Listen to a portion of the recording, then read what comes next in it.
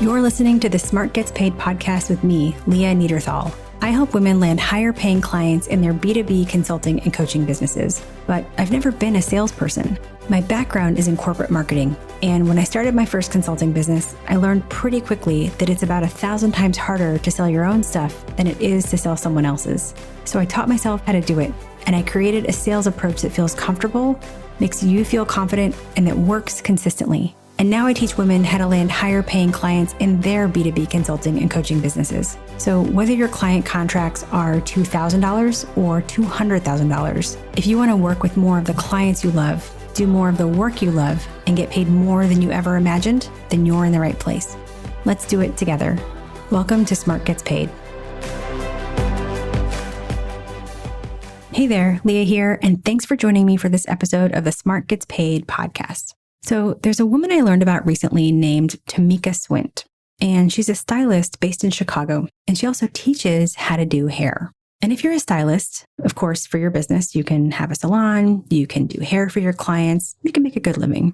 And if you teach people how to do hair, you could have a YouTube channel, you could teach other stylists, you could teach individuals. All of those are expected things that you can do.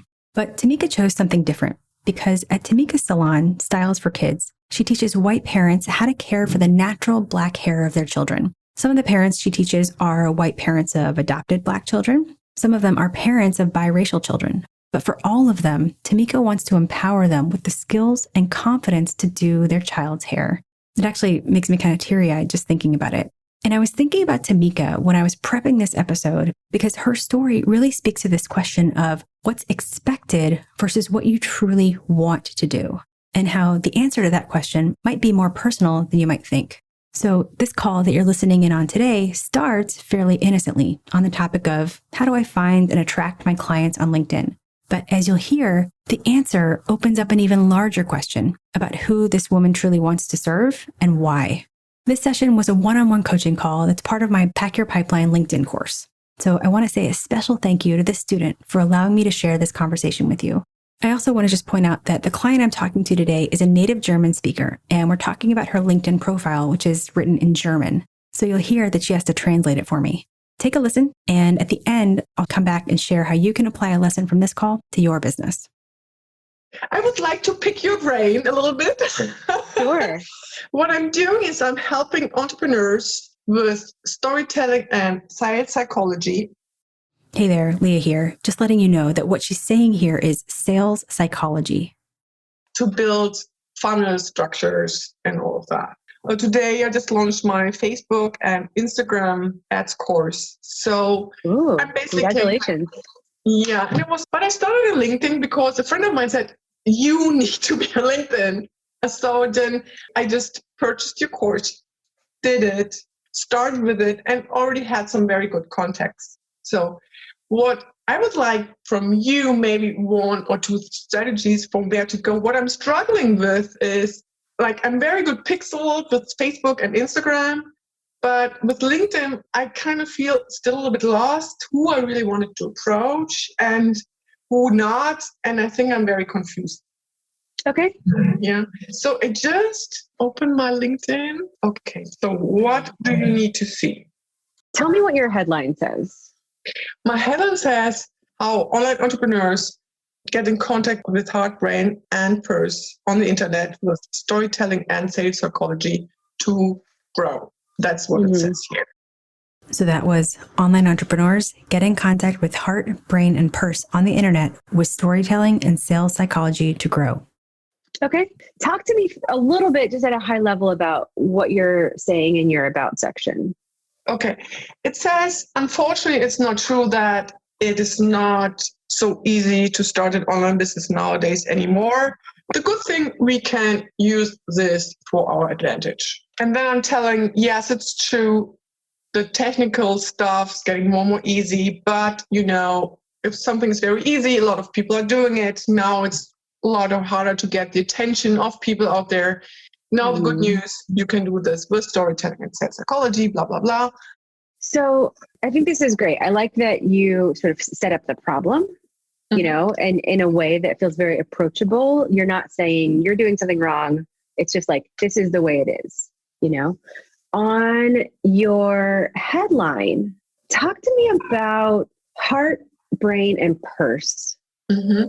Heart, brain, and purse. Because where I feel like it maybe stops short of a very strong outcome is if you do that, if you get heart, brain, and purse, then what happens for their business? What I'm saying here is using storytelling and sales psychology in order to grow. Okay. So sometimes grow, like this phrase grow, can feel so big and so conceptual that it's hard for people to feel any particular way about it. And what we want them to do is read it and be like, oh my gosh, yes, I need this, right? So what we want to really illustrate for people is helping people, address heart, brain, and purse with storytelling and sales psychology to do something, to turn audience members into loyal customers. Right, exactly. Do you see how it's like just a little bit more specific so people can be like, I want to turn my people into customers, right? So that might be one way to just tweak that a little bit. I know what you try to do. Mm-hmm. I wasn't happy with the growing part as well. It just feels so loose, and I see this from so many people, but I know it's there. That's why I said heart, brain, and purse, just to make it really clear that it's logical, it's emotional, and yes, it's about money. Yeah. Of course it is. Right. I know. Okay. I just need to delete this word grow somehow.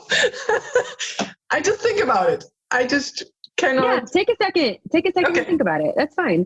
Okay. I mean, other than that, I think that what you've done here is really strong. Okay. So when you say about how do you reach your people, talk to me about, you say you're really good at it on Facebook because that is your world. Tell me where you might be getting stuck here. I'm getting stuck. I don't really know how to grow my audience here. I have clients that are more from company side. Like I have a client who builds whirlpools. Yeah. But then I have a lot of coaches as well. So I have a very broad audience. What I would like to have more really entrepreneurs, people that are more in the business world. And that's why I started with LinkedIn. That's why my friend said, oh, you have to go to LinkedIn.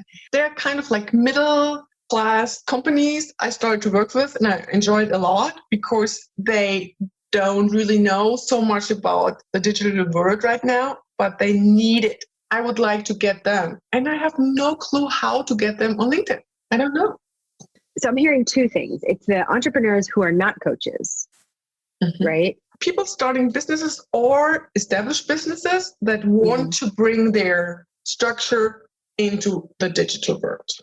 Yes. So it's hard sometimes because, you look at the universe of LinkedIn and it's like, how on earth do I find these people? Right? Yeah. So we have to sort of start somewhere.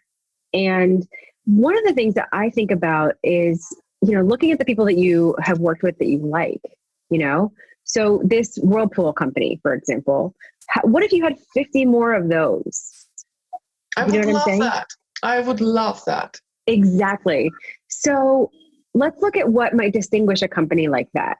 Tell me more about this company. You would consider it a small business. He builds the whirlpools himself. And there was another person, he's making doors. And I just loved him. He just loved his doors. They just craftsmen. They really know what they do, but they have no clue about the digital world. I love that. Because you really are working with people who are so into that thing, right? Whirlpools, doors, these things that, you have to be really a special person to get super into doors. Yes, you do. Okay. So if you had 50 more of these guys, right? Oh, yes. Please. I can see it in your face. I can hear the excitement. So when we think about how to, out of all the universe of LinkedIn, how to start attracting, how to reach these people, we do it in a couple ways. The first is we do it through signaling. Right now, the way that you've written your profile, it's sort of speaking to a general entrepreneur.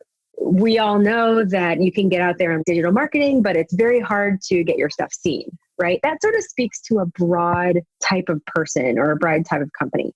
So in order to really reach the people that you want, it's really about signaling that person.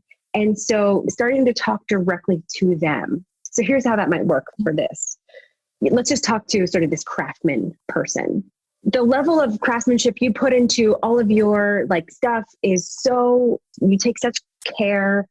You know, this is me making this up, right? I'm just sort of spitballing here. Just go ahead. I might get it wrong, but this is sort of where we're going. You bring such craftsmanship to the products that you make, and you know that people would so appreciate them if you could just get them out there more, right? You know that digital marketing works for some people, but you might not be sure if it could work for you. But, you know, it totally can. And I help companies like yours or craftsman-based companies or what have you, really start to use digital marketing to, you know, XYZ, right? Set of outcomes that we do. Because when you can do that, when you really start to talk to them instead of just like general terms, then when they land on your LinkedIn profile, then what we really want them to feel like is like, oh, thank God I found her, you know? Now, in order to do that, we have to put a stake in the ground.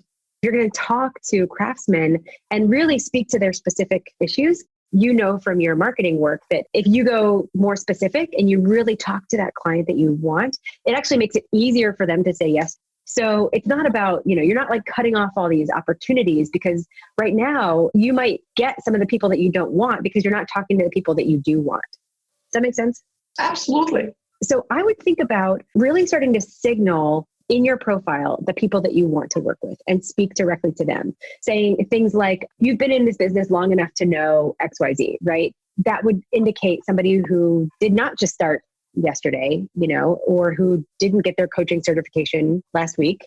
So we sort of really start to talk to them in the profile. And then we also apply that to the content, right? The home feed posts, because instead of sort of talking about general marketing stuff, which you could talk about all day, you start to talk directly to how it applies to those people. Let's think about your Whirlpool guy. Something like, you might not even realize that if you're doing durable goods, like a Whirlpool or washing machine or whatever, that digital marketing could work for you. You could open up a whole universe of content just around that. So that's how we do it. That's how we start to make sense of every single person on LinkedIn. How do we reach the people that we really want to reach? What sort of comes up for you as we're talking about this? I think I really need to consider who I want to work with. I think that's the point. I mean, these are my favorite clients. I just love them. I mean, I grew up in a household like that, so they also know how they think. What does that mean, you grew up in a household like that? I grew up in a craftsman household. So, and you know, What did your family make? My father, he sold stuff to craftsmen. So he was, I don't know how you say this in English. The things you put on roofs, he sold that. So people that put things on roofs, that's what the people I was growing up with. So yeah. And it's a very special way of thinking. And you know, I think that puts you in such a unique position. First of all, it's no wonder that you feel so passionately about serving this audience and really helping them. But also, you have such unique insight. You're not an outsider looking in and saying, sell more roofing stuff, right? You really understand it. You know, you really understand it. So you could say something that's so unique to them. I mean, again, I'm just making this up, but it's like, you could come up with something like, you might not think that when you're hiring your first apprentice, that person could blah, blah, blah, blah, blah, right? I mean, this is like the language that you have a really particular grasp on, which is great. And you can talk directly to them. So use it. You know, don't try to go so broad and serve everybody, you know, really serve the people that you want, and they'll know you when they see you. Do you think, because like Facebook and Instagram ads, I just sell to everybody, more or less. So do you think I can go on LinkedIn more with this craftsman people and still do my Facebook and Instagram with this broader approach, or you wouldn't do that? That's a good question. You know, what I hear in that question is, can I still serve everybody? The thing is, I worked very hard just to build that audience with Facebook and Instagram. So yes, they do. That is legit. I'm not going to dispute that. So, but if I really think about the people I really want to work with, I don't have enough of them now. So I'm thinking, how can I do a transition? But I'm not there yet. Right. Well, so I think that you have a lot of tools to work with. I would think about what it would take for you to, like from a revenue perspective, what would it take for you to make that transition to be able to say, okay, this is really where I want to be. But I'll tell you, when you say that this new audience isn't making you money, it's not making you money yet. All right. Makes sense. I'm excited. I think that the way that your face changed when you talked about this new audience, I can tell that that's the one that really brings you a lot of joy.